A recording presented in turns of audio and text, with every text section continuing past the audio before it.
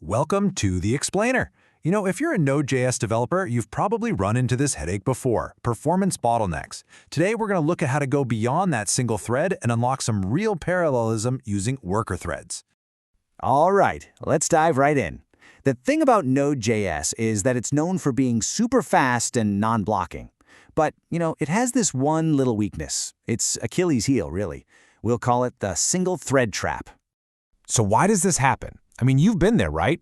You build this amazing responsive app, everything's flying, and then under a certain load, it just stops. The whole thing freezes up. What's going on? Well, think about it like this. Your Node.js event loop, it's like a single-lane highway. Most of the time, traffic is zipping along just fine. Database calls, network requests, all that good stuff. But that slow truck, that's a heavy CPU-intensive task. Maybe it's processing a huge image or doing some complex math. And when that truck hits your single lane, boom, everything grinds to a complete halt. Your whole server just becomes unresponsive. Okay, so how do we get around this massive roadblock? How do we open up some new lanes? In Node.js, we've got a few different ways to get some concurrency going, but as you're about to see, they are not all created equal. This table lays it out pretty nicely. You've got the cluster module, which is basically like cloning your entire office just to handle more customers. Then there are child processes, kind of like opening a whole new office branch somewhere else. Super powerful, for sure, but also really expensive. And then we have worker threads, which is what we're really going to focus on. And that analogy of just adding more desks to your office, it's perfect for worker threads. See, they live inside the same process as your main application, which makes them incredibly lightweight and super fast to spin up. Child processes, on the other hand, have to create a whole new process from scratch. That's a much heavier lift. So the big takeaway here is all about cost and efficiency. Worker threads give us that parallelism we need without all the high overhead. So we know they're efficient, we know they're lightweight, but how does this whole thing actually work? Let's pop the hood for a second and see what's really going on. The secret sauce here is something called a V8 isolate. The best way to think of an isolate is like a little self-contained universe for your JavaScript code. It has its own memory, its own event loop, the whole shebang. And here's the kicker. Each worker gets its very own isolate. And that is how they can run these really heavy tasks in parallel without ever blocking or messing with your main thread. And getting these different universes to talk to each other, it's actually surprisingly simple. Your main thread acts like the boss. It just packages up a task with some data and sends it over to a worker using a post message call. The worker, our specialist, takes that job, does all the heavy computation, and when it's finished, it just sends the result right back. It's a really clean, really efficient way to delegate work. Now, if you're dealing with really data-heavy stuff, things can get even cooler.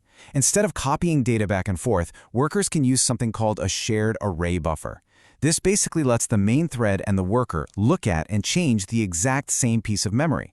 Now, you got to be careful with this to avoid problems, but when you use it right, data sharing becomes almost instant. It's a huge performance win. Okay, so we get the what and the how, but maybe the most important question for any of us is the when, right?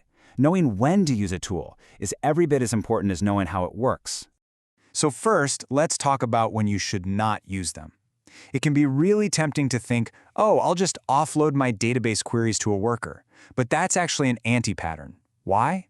Because Node is already a pro at handling I/O stuff like that. It has an internal thread pool that manages all those asynchronous operations without blocking. So using a worker for this is just adding complexity for no real gain. Instead, this is where worker threads really shine, pure CPU-bound tasks. We're talking about things like resizing images, generating complex crypto keys, hashing passwords, or crunching a massive JSON file. These are the slow trucks we talked about. These are the things that will block your event loop, and they are the absolute perfect job for a worker thread. All right, let's put it all together.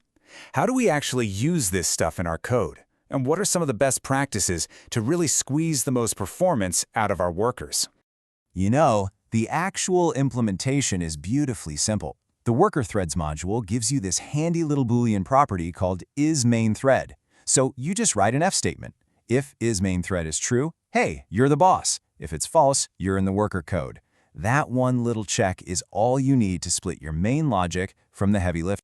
And here's a pro tip for you to really take things to the next level. See, creating a worker is cheap, but it's not totally free.